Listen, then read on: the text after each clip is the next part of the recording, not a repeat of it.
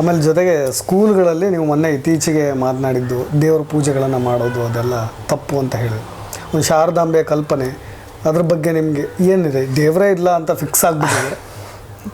ನಾನು ದೇವರೇ ಇಲ್ಲ ಅಂತ ಹೇಳಲ್ಲ, ದೇವ್ರು ಇದರೆ ಅಂತ ಹೇಳಲ್ಲ, ದೇವ್ರು ಇದನೋ ಇದಳೋ ಇದವೋ ನನಗೆ ಗೊತ್ತಿಲ್ಲ, ನನಗೆ ಬೇಕಿಲ್ಲ. ದೇವ್ರು ಏನಾದರೂ ಇದ್ದರೆ ರಾಕೇಶ್ ಅವರೇ, ಇಷ್ಟು ಅಸಮಾನತೆ ಇರೋ ಸಮಾಜದಲ್ಲಿ, ಸಣ್ಣ ಸಣ್ಣ ಮಕ್ಕಳಿಗೆ ರೇಪ್ ಆಗ್ತಿರೋ ಸಮಾಜದಲ್ಲಿ, ಪ್ಯಾಲೆಸ್ತೀನಿಯನ್ 30,000 ಜನ ಸಾಯ್ತಿರೋ ಸಮಾಜದಲ್ಲಿ, ಇದು ಜನ ವಿರೋಧಿ ಮನುಕುಲ ವಿರೋಧಿ ದೇವರು. ಸೊ ಈ ದೇವರುಗಳು ನಮಗೇನು ಬೇಕಾಗಿಲ್ಲ. ನಾನು ಒಬ್ಬ ನಾಸ್ತಿಕನೂ ಅಲ್ಲ, ಆಸ್ತಿಕನೂ ಅಲ್ಲ, ನಾನೊಬ್ಬ ಅಜ್ಞೇಯವಾದಿ. ಬುದ್ಧನೂ ಅಜ್ಞೇಯವಾದಿ ನನ್ನ ಕಣ್ಣಲ್ಲಿ, ಬಾಬಾ ಸಾಹೇಬರು ಅಜ್ಞೇಯವಾದಿ. ಇವರೆಲ್ಲ ಏನಂದರೆ, ಕುವೆಂಪು ನನ್ನ ಸ್ಪೀಚ್ ಓದಿದ್ದೀನಿ. ಆ ಸ್ಪೀಚ್ನಲ್ಲಿ agnosticism is the most rational view ಅಂತ ಕುವೆಂಪುನೂ ಹೇಳಿದ್ದಾರೆ. ಅಜ್ಞೇಯವಾದಿ ಅಂದರೆ ಏನಂದರೆ, ದೇವರು ಇದರೋ ಇಲ್ವೋ ನನಗೆ ಗೊತ್ತಿಲ್ಲ, ನನಗೆ ಬೇಕಿಲ್ಲ, ನನಗೆ ಅದೆಲ್ಲ ಬೇಕಿಲ್ಲ. ದೇವರಿದ್ದರೆ ಅದು ಒಂದು. ಇವಾಗ ಅಲ್ಲಮ ಪ್ರಭು ಏನು ಹೇಳ್ತಾರೆ ಗೊತ್ತಾ? ದೇವ್ರು ಸತ್ತೋಗಿದ್ದಾನೆ, ದೇವರು ಇಲ್ಲ ಅಂತ. ದೇವ್ರು ಸತ್ತೋಗಿದ್ದಾನೆ ನೋಡಿ, ಎಷ್ಟು ಅದ್ಭುತವಾದ ಕಲ್ಪನೆ. ಯಾವುದು ದೇವರು? ಇಷ್ಟು ಅನ್ಯಾಯ ಆಗ್ತಿದ್ರು ಸುಮ್ಮನೆ ಇರೋ ದೇವರ? ಅದನ್ನು ನಾವು ಪ್ರಶ್ನೆ ಮಾಡಬೇಕು. ಸೊ ಇವತ್ತಿನ ದಿನ ನಾನು ಒಂದು ಪೋಸ್ಟ್ ಹಾಕಿದ್ದೆ, ಅಲ್ಲಿ ಒರಿಸ್ಸಾನಲ್ಲಿ ಒಂದು ಟ್ರೈನ್ ಟ್ರಾಜಡಿ ಆಯಿತು. 300 ಜನ ಸತ್ತರು ಟ್ರೈನ್ನಲ್ಲಿ. ಏನೂ ಮಾಡ್ದಂಗೆ. ಅವರೆಲ್ಲ ಏನು ದೇವ್ರ ಭಕ್ತರಾಗಿರ್ಲಿಲ್ವಾ? ಏನು ನೈತಿಕವಾಗಿರಲಿಲ್ಲ ಯಾರು? ಒಂಥರ ಪ್ರಾಮಾಣಿಕವಾದ ವ್ಯಕ್ತಿಗಳು ಇರಲಿಲ್ವಾ? ಎಲ್ಲರೂ ಮಾಡಬಾರದೇ ಮಾಡಿದ್ರ? ಅವರೆಲ್ಲ 300 ಜನ ಯಾಕೆ ಸತ್ತರು? ಆಮೇಲೆ ಅಲ್ಲಿ ಏನಾಯಿತು ಅಂದರೆ ವಿಚಾರ ಅಂದರೆ ಏನಂದರೆ ರಾಕೇಶ್ವರೇ, ಅಲ್ಲಿ ಸತ್ತ ಮೇಲೆ ಒಂದು ಹತ್ತಿರ ಪಕ್ಕದ ಬೋಗಿನಲ್ಲಿ ಒಬ್ಬರಿದ್ರು, ಒಂದು ಫ್ಯಾಮಿಲಿ ಬದುಕೊಂಡ್ರು. ಅವ್ರು ಏನಂದ್ರು ಅಂದರೆ, ದೇವರು ನಮ್ಗೆ ಇನ್ನೊಂದು ಚಾನ್ಸ್ ಕೊಟ್ಟಿದ್ದಾರೆ, 300 ಜನ ಸಾಯಿಸ್ಬಿಟ್ಟು ನಿಮಗೆ ಮಾತ್ರ ಚಾನ್ಸ್ ಕೊಟ್ಟಿದ್ದಾರಾ? ನೀವೇನು ವಿಶೇಷನ? ಇಂಥ ಘಟನೆಗಳಿಂದ ನಾವು ದೇವರನ್ನು ನಂಬೋದು ಕಡಿಮೆ ಮಾಡಬೇಕು ಹೊರತು ದೇವರನ್ನು ನಂಬೋದು ಜಾಸ್ತಿ ಆಗಬಾರ್ದು. ನಿಮ್ಮದೇ ಅದೊಂದು ಪೋಸ್ಟ್ ನೋಡಿದೆ ನಾನು, ದೇವರನ್ನು ಸೃಷ್ಟಿ ಮಾಡಿರೋ ಒಂದು ಮೂರ್ಖ. ಅದು ತಂದೆ ಪೆರಿಯಾರ್ ಹೇಳಿದ್ರು. ಪೆರಿಯಾರ್ ದೇವರಿಲ್ಲ, ದೇವರು ಕಂಡುಕೊಂಡವನು ಬುದ್ಧಿಹೀನ, ದೇವರು ನಂಬಿಕೊಂಡವನು ದುರ್ಮಾರ್ಗಿ, ದೇವರನ್ನು ಪ್ರಚಾರ ಮಾಡುವವನು ಅನಾಗರಿಕ ಅಂತ ಈ ಥರದ್ದು ಮಾತಾಡ್ತಾರೆ. ಪೆರಿಯಾರ್ ಒಬ್ಬರು ನಾಸ್ತಿಕರು. ನಾನು ನಾಸ್ತಿಕ ಅಲ್ಲ. ಯಾಕಂದರೆ ನನಗೆ ಇನ್ನೂ ಕೆಲವು ವಿಚಾರಗಳು ಒಂದು ಸಂಪೂರ್ಣವಾಗಿ ನಾನು ಸೈಂಟಿಫಿಕ್ಕಾಗಿ ಅರ್ಥ ಮಾಡ್ಕೊಳ್ಳೋದ್ರಲ್ಲಿ ಇನ್ನೂ ಆಗಿಲ್ಲ. ನನಗೆ ನಾನು ಸೈನ್ಸ್ ನಂಬೋನು, ನಾನು ವೈಜ್ಞಾನಿಕ. ನಾನು ಈ ಮ್ಯಾಜಿಕ್ಕು, ದೇವರು, ಮೌಢ್ಯ, ಕಂದಾಚಾರ, ಮೂಢನಂಬಿಕೆ, ಈ ಮ್ಯಾಜಿಕ್ ನಂಬೋನಲ್ಲ. ನನಗೆ ವೈಜ್ಞಾನಿಕತೆ, ಅಂಕಿಅಂಶಗಳು, ದಾಖಲೆಗಳು, ಪುರಾವೆಗಳು, ಲಾಜಿಕ್ ನಂಬೋನು ನಾನು. ಬಟ್ ಕೆಲವು ವಿಚಾರಗಳು ಇನ್ನೂ ಸಂಪೂರ್ಣವಾಗಿ ನಮಗೆ ಸೈನ್ಸು ಅದು ಯಾಕಾಯಿತು ಅಂತ ಹೇಳಿಲ್ಲ. ನಾವು ಒಂದು ಉದಾಹರಣೆ ಕೊಡ್ತೇನೆ. ನನಗೆ ಈ ಬಿಗ್ ಬ್ಯಾಂಗ್ ಥಿಯರಿ ಅಂತ ಇದೆ. ನಾನು ಇದನ್ನು ಸ್ವಲ್ಪ ಸ್ಟಡಿ ಮಾಡಬೇಕು. ಬಿಗ್ ಬ್ಯಾಂಗ್ ಥಿಯರಿ ಅನ್ನೋದು 4.5 ಬಿಲಿಯನ್ ಇಯರ್ಸ್ಗೂ ಆ ಬಿಗ್ ಬ್ಯಾಂಗ್ ಆಗಿರೋದ್ರಿಂದ ಶುರುವಾಯಿತು. ಬಟ್ ಆ ಬಿಗ್ ಬ್ಯಾಂಗ್ ಮುಂಚೆ ಒಂದು ಸ್ವಲ್ಪ ಗ್ಯಾಸಸ್ಗಳಿತ್ತು ಅಂತ ಹೇಳ್ತವೆ. ಆ ಗ್ಯಾಸಸ್ಗಳು ಹೆಂಗೆ ಬಂತು? ನನಗೆ ಆ ಪ್ರಶ್ನೆ ನನಗೆ ಇನ್ನೂ ಇದೆ. ಆ ಪ್ರಶ್ನೆ ಇವತ್ತಲ್ಲ ನಾಳೆ ಅಲ್ಲ, ಒಂದು 10 ವರ್ಷಕ್ಕೆ, ಒಂದು 50 ವರ್ಷಕ್ಕೆ ಸೈನ್ಸ್ ಅದನ್ನು ಕಾರಣ ಕೊಡುತ್ತೆ. ಕೊಟ್ಟಾದ್ಮೇಲೆ ಅದು ಅಲ್ಲಿವರೆಗೂ ನೋಡೋಣ, ಏನೋ ಒಂದು ಇದ್ರೂ ಇರ್ಬೋದು, ನನಗೆ ಗೊತ್ತಿಲ್ಲ. ಬಟ್ ಇದ್ರೆ ಅದು ಭಾಳ ಜನ ವಿರೋಧಿ, ಅದು ಮನುಷ್ಯ ವಿರೋಧಿ, ಪ್ರಾಣಿ ವಿರೋಧಿ, ಪರಿಸರ ವಿರೋಧಿ. ಆ ಕೆಲ್ಸಕ್ಕೆ ಬರೋ ದೇವ್ರು ನಂಬಲೇಬಾರ್ದು. ನಮ್ಮದೇ ಆದ ಸಿದ್ಧಾಂತ. ನಾವು ಮನುಷ್ಯ governments work is God's work ಅಂತ ಮಾಡ್ತಾ ಇದ್ದಾರೆ, ಅಂದರೆ ಅಂತ ಹಾಕಿದ್ದಾರೆ. ಗಾಡೇ ಕೆಟ್ಟದಾಗ ಕೆಲಸ ಮಾಡ್ತಾ ಇದೆ, ಈ ಸರ್ಕಾರಗಳು ಇನ್ನೂ ಕೆಲಸ ಕೆಟ್ಟದಾಗ ಮಾಡ್ತಾ ಇದ್ದಾರೆ. ನೀವು ಒಂಥರ ಪ್ರಾಮಾಣಿಕವಾಗಿ ನಿಷ್ಠಾವಂತವಾಗಿ ಮಾಡ್ಬೋದಲ್ಲ, ಅದನ್ನು ಮಾಡಬೇಕು. ಅಂಥ ವ್ಯಕ್ತಿಗಳು ನಮಗೆ ತೋರಿಸ್ಕೊಟ್ಟಿದ್ದಾರೆ. ನಮಗೆ ಬುದ್ಧ ಆಗಿರ್ಬೋದು, ಬಸವಣ್ಣ ಮತ್ತು ಶರಣರಾಗಿರ್ಬೋದು, 260 ವಚನಗಾರರಲ್ಲಿ ಎಷ್ಟೋ ಜನ ನಾಸ್ತಿಕರಿದ್ದರು, ಎಷ್ಟೋ ಜನ ದೇವರನ್ನು ಬೈಯೋರಿದ್ದರು.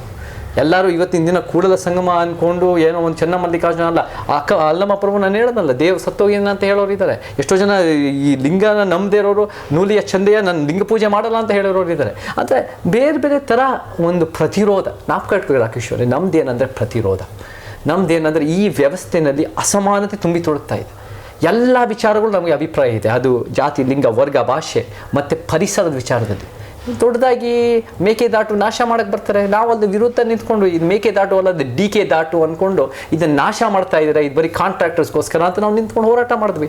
ನಮಗೆ ಪರಿಸರ ವಿಚಾರ, ವಾಕ್ ಸ್ವಾತಂತ್ರ್ಯ ಇವತ್ತು ಪಾಕಿಸ್ತಾನ ಜಿಂದಾಬಾದ್. ನಿಮ್ಗೆ ಹೇಳಕ್ಕೆ ಇಷ್ಟ ಏನೋ ಹೇಳಬೇಡಿ, ಹೇಳಿರೋರೆಲ್ಲ ಏನೋ ಒಂದು ರೀತಿ ಕಾನೂನು ಉಲ್ಲಂಘನೆ ಮಾಡಿದ್ದಾರೆ ಅಂತ ಹೇಳೋಕ್ಕಾಗಲ್ಲ. ಹೇಳೋಕ್ಕೂ ಹಕ್ಕಿದೆ, ನಿಮ್ಮ ಇಷ್ಟ ಅದನ್ನು ಹೇಳ್ಬೋದು. ಸೊ ಇದನ್ನು ನಾವು ಬೇರೆ ಬೇರೆ ಥರ ಇಶ್ಯೂಸು, ಪ್ರತಿಯೊಂದು ಇಶ್ಯೂಗೂ ನಮ್ಗೆ ಅಭಿಪ್ರಾಯ ಇದೆ. ಪ್ರತಿಯೊಂದು ಇಶ್ಯೂನಲ್ಲೂ ಪವರ್ ಸ್ಟ್ರಕ್ಚರ್ನ ಅರ್ಥ ಮಾಡಿಕೊಂಡು ನಾವು ಒಂದು ಪ್ರತಿರೋಧ ಕೊಡ್ತೀವಿ. ಯಾವಾಗಿಂದ ರಾಕೇಶ್ ಅವರೇ ಅಸಮಾನತೆ ಇದೆಯೋ, 10,000 ವರ್ಷಗಳಿಂದ ಕಾಡಿಂದ ಬಂದು ನಾಡಿಗೆ ಬಂದುಬಿಟ್ಟು ಕೃಷಿ ಶುರುವಾಯಿತು, ಲಿಂಗ ಅಸಮಾನತೆ, ಆಮೇಲೆ ಬೇರೆ ಬೇರೆ ಜಾತಿ, ಆಮೇಲೆ ಆರ್ಥಿಕತೆ, ಆಮೇಲೆ ಬೇರೆ ಬೇರೆ ಅಸಮಾನತೆ, ಆವಾಗಿಂದ ಪ್ರತಿರೋಧ ಇದೆ. ಯಾವಾಗಿಂದ ಈ ಒಂದು ಅಸಮಾನತೆ ಇದೆಯೋ ಪ್ರತಿರೋಧ ಇದೆ. ಪ್ರತಿರೋಧ ನಮ್ಮೆಲ್ಲರ ನಡೆ ನುಡಿ ಸಾಂಸ್ಕೃತಿಕ DNA-ನಲ್ಲಿದೆ. ಆ ಪ್ರತಿರೋಧನ ಹೊರಗೆ ತರಬೇಕು. ಎಲ್ಲ ವಿಚಾರದಲ್ಲೂ ಪ್ರತಿರೋಧದ ಮುಖಾಂತರನೇ ನಮಗೆ ಒಂದು ಅಭಿಪ್ರಾಯ ಇದೆ. ಆ ಪ್ರತಿರೋಧದ ಮುಖಾಂತರ ಅಭಿಪ್ರಾಯ ಬಂದಾಗ ಅದೇನಾಗುತ್ತೆ ಅಂದರೆ ಎಲ್ಲರೂ ಏನು ಹಿಂಗೆ ಮಾತಾಡ್ತಾರೆ, ಏನು ಹಿಂಗೆ ಬರ್ತಾ ಇದೆ, ಏನು ಇದು ಅದು ಅಂತ ಅನಿಸುತ್ತೆ. ಆದರೆ ಹೋಗ್ತಾ ಹೋಗ್ತಾ ಇದರಲ್ಲಿ ಸತ್ಯ ಇದೆ ಅಂತ ಗೊತ್ತಾಗುತ್ತೆ. ನಾನು ಯಾವಾಗ ಕಾಂತಾರದ ವಿಚಾರದಲ್ಲಿ ಇದು ಹಿಂದೂ ಸಂಸ್ಕೃತಿ ಅಂತ ಶುರು ಮಾಡ್ಕೊಂಬಿಟ್ರು. ನಾನು ಹೇಳ್ತೆ ಪಂಚುರ್ಲಿ ಅನ್ನೋದು 5,000 ವರ್ಷದ ಹಿನ್ನೆಲೆ, ಹಿಂದೂ ಧರ್ಮ 3,000 ವರ್ಷದ ಹಿನ್ನೆಲೆ. ಹಿಂದೂ ಧರ್ಮ ಬರೋಕ್ಕಿಂತ ಮುಂಚೆನೇ ಪಂಚುರ್ಲಿ ಇದೆ ಅಂದರೆ ಹಿಂದೂ ಸಂಸ್ಕೃತಿ ಹೆಂಗಾಗತ್ತೆ? ಆ ಪಾಯಿಂಟ್ ಹೇಳ್ಬಿಟ್ಟು ಅದು ಜನ ಎವಿಡೆನ್ಸ್ ಕೊಟ್ಟು ಮಾತಾಡಿದಾಗ ಇವಾಗ ಆ ತಂಡದವರೇ ಬೇರೆಯವರು ಇವಾಗ ಹಿಂದೂ ಸಂಸ್ಕೃತಿ ಅಂತ ಇಲ್ಲ, ನಮ್ಮ ನೆಲದ ಸಂಸ್ಕೃತಿ, ನಮ್ಮ ಮಣ್ಣಿನ ಸಂಸ್ಕೃತಿ ಅವರೇ ಟ್ವಿಸ್ಟ್ ಆಗ್ಬಿಟ್ಟಿದ್ದಾರೆ. ಯಾಕೆಂದರೆ ಹಿಂದೂ ಅಂತ ಹೇಳೋಕ್ಕಾಗಲ್ಲ, ಹಿಂದೂ ಅಲ್ಲ ಅದು. ನೀವು ನಿಮ್ಮನ್ನು ಹಿಂದೂ ಅಂದ್ಕೊಳ್ಳಿ, ಅದು ನಿಮ್ಮ ಇಷ್ಟ. ಬಟ್ ಆ ಸಂಸ್ಕೃತಿ ಅನ್ನೋದು ಬುಡಕಟ್ಟು ಆದಿವಾಸಿ ಸಂಸ್ಕೃತಿ.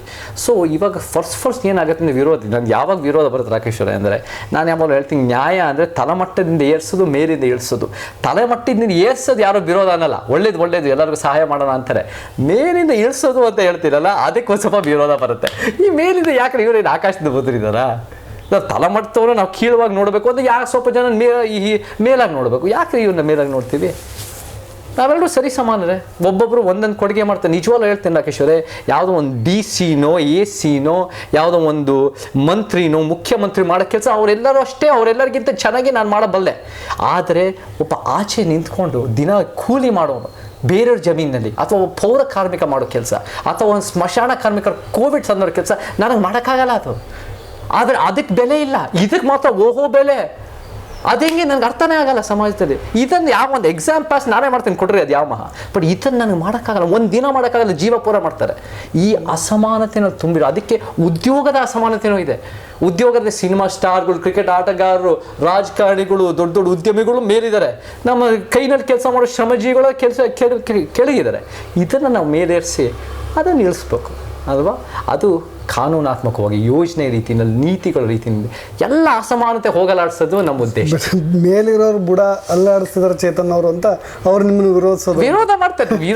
ನೀವು ವಿಚಾರದಲ್ಲಿ ನೀವು ವಿರೋಧ ಮಾಡ್ತೀವಿ. ನಾನೇನು ವ್ಯಕ್ತಿಗತವಾಗಿ ಯಾರ ಮೇಲೂ ವಿರೋಧ ಇಲ್ಲ. ವ್ಯಕ್ತಿಗತವಾಗಿ ಎಲ್ಲರೂ ಸರಿ ಸಮಾನರೇ, ಎಲ್ಲರಿಗೂ ಸರಿ ಸಮಾನದ ಹಕ್ಕುಗಳಿರಬೇಕು, ಎಲ್ಲರಿಗೂ ಸರಿ ಸಮಾನದ ಅವಕಾಶ, ಘನತೆ ಇರಬೇಕು.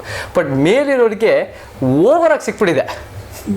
ನನಗೂ ಓವರಾಗಿ ಸಿಗ್ತಾ ಇದೆ. ನಾನು ಅರ್ಹನಲ್ಲ ಅದಕ್ಕೆ.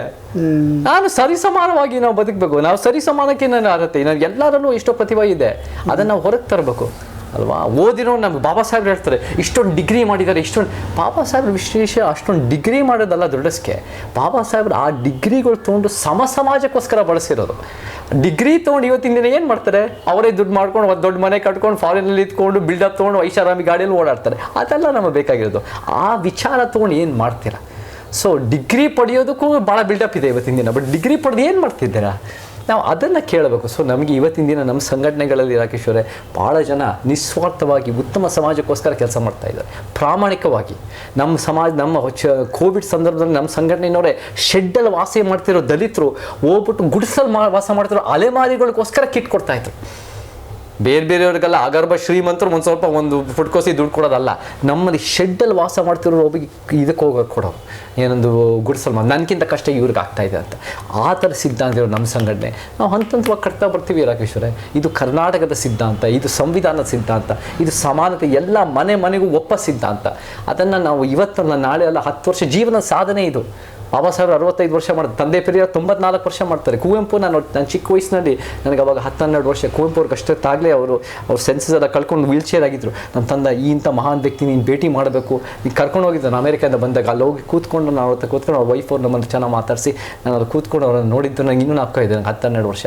ಸೊ ನನಗೆ ಅದೆಲ್ಲ ನೆನಪಿದೆ. ಇಂಥ ಮಹಾನ್ ವ್ಯಕ್ತಿಗಳು ಬರೀ ಫೋಟೋ ಹಾಕ್ಬಿಟ್ಟು ಬರೀ ಇದನ್ನು ಮಾಡೋದಲ್ಲ, ನಾವು ಪ್ರತಿಮೆಗಳು ಮಾಡೋದಲ್ಲ, ಅವ್ರ ವಿಚಾರನ ಅಳವಡಿಸ್ಕೊಂಡು ಅದನ್ನು ಜೀವಂತವಾಗಿ ಕರ್ನಾಟಕಕ್ಕೆ ತರಬೇಕು, ನಾವು ಕಾರ್ಯರೂಪಕ್ಕೆ ತರಬೇಕು. ತಂದಾಗ ಉತ್ತಮ ಸಮಾಜ ಆಗ್ತೀವಿ.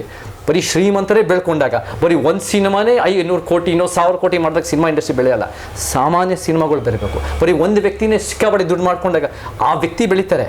ಆದರೆ ಎಲ್ಲರ ಜೀವನವೂ ಸರಿ ಆಗಬೇಕು ಅಂದರೆ per capita income, per capita ಅವಕಾಶಗಳು, ಎಲ್ಲರಿಗೂ ಅವಕಾಶಗಳು ಸಿಗಬೇಕು. ಸೊ ಅದು ನಮ್ಗೆ ಉತ್ತಮ ಸಮಾಜ. ಸೊ ಅದನ್ನು ಸಿನಿಮಾ ರಂಗದಲ್ಲೂ ತರಬೇಕು, ಸಮಾಜದಲ್ಲೂ ತರಬೇಕು. ನಮ್ಮ ಇರುವೆ ಸೇವೆ ಮಾಡ್ತಾ ಇದ್ದೀವಿ ರಾಕೇಶ್ ಅವರು. ಬಟ್ ಎಜುಕೇಷನ್ ಸಿಸ್ಟಮಲ್ಲಿ ನಿಮ್ಮ ಅಭಿಪ್ರಾಯಗಳನ್ನು ಭಾಳ ಜನ ಕುತೂಹಲದಿಂದ ನೋಡ್ತಾರೆ, ವಿದ್ಯಾರ್ಥಿಗಳು ಎಸ್ಪೆಷಲಿ ಏನು ಬದಲಾಗಬೇಕು ಅಂತ. ಯಾಕೆಂದರೆ BJP ಅವರಿದ್ದಾಗ ಈ ಸಾವರ್ಕರ್ ಪಠ್ಯ ಅವರ ಆಧಾರಿತ ಪಠ್ಯ ಇರ್ತಕ್ಕಂಥ ಸಬ್ಜೆಕ್ಟ್ ಇರ್ತಕ್ಕಂಥದ್ದು, ಕಾಂಗ್ರೆಸ್ನವ್ರು ಬಂದು ಅದನ್ನು ಬದಲಾಯಿಸೋದು ಅಥವಾ ಇನ್ನೇನೋ ಥರ ಅಂತ. ಒಂದು ಹೇಳ್ತೀನಿ ನಮಗೆ ರಾಕೇಶ್ ಅವರೇ, ಶಿಕ್ಷಣದ ವ್ಯವಸ್ಥೆ ಏನು ಮಾಡಿಕೊಡುತ್ತೆ ಅಂದರೆ, ಇವತ್ತಿನ ದಿನ ಶಿಕ್ಷಣದ ವ್ಯವಸ್ಥೆ ನಮಗೆ ಜಾಬ್ ಬೇಸ್ಡ್ ಎಜುಕೇಷನ್ ಕೊಡುತ್ತೆ. ಜಾಬ್ ಬೇಸ್ಡ್ ಅಂದರೆ ನಮಗೆ ಇವತ್ತು ಹೊಟ್ಟೆ ಪಾಡಿಗೆ ಏನು ಬೇಕು, ಬಾಡಿಗೆ ಕಟ್ಟಕ್ಕೆ ಬದುಕಕ್ಕೆ ಏನೇನು ಬೇಕೋ ಅದು ನಮಗೆ ಮಾಡಿಕೊಡುತ್ತೆ.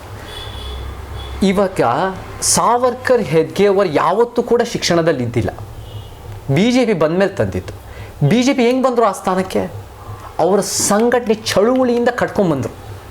ಚಳುವಳಿಯಿಂದ ಕಟ್ಕೊಂಡ್ಬಂದ್ಮೇಲೆ ಆಮೇಲೆ ಅವರು ದೊಡ್ಡ ಮಟ್ಟಕ್ಕೆ ಆ ಸಾವರ್ಕರ್ ಹೆಡ್ಗೇವರು ಇದು ಪಠ್ಯ ಪುಸ್ತಕದಲ್ಲಿ ಇಲ್ಲದೇ ಇದ್ರೂ ಕೂಡ ಸಾವರ್ಕರ್ ಹೆಡ್ಗೇವರು ದೇಶನ ಆಳ್ತಾ ಇತ್ತು. ಹಿಂಗೆ ಚಳುವಳಿ. ಸೊ ನಮಗೆ ಶಿಕ್ಷಣ ಅಂದರೆ ಬರೀ ಪುಸ್ತಕದ ಬದನೆಕಾಯಿಗಿರೋ ಶಿಕ್ಷಣ ಹೊಟ್ಟೆ ಪಾಡಕ್ಕೆ ಸರಿ ಹೋಗ್ಬೋದು, ನಮಗೆ ಚಳುವಳಿ ಬೇಕು. ಚಳುವಳಿ ಅಂದಾಗ ನಮಗೆ ಈ ಅನ್ಯಾಯದ ವಿರುದ್ಧ ಪ್ರತಿರೋಧ ನಮ್ಮ ಸಂಘಟನೆಗಳು ನಂಬಬೇಕು.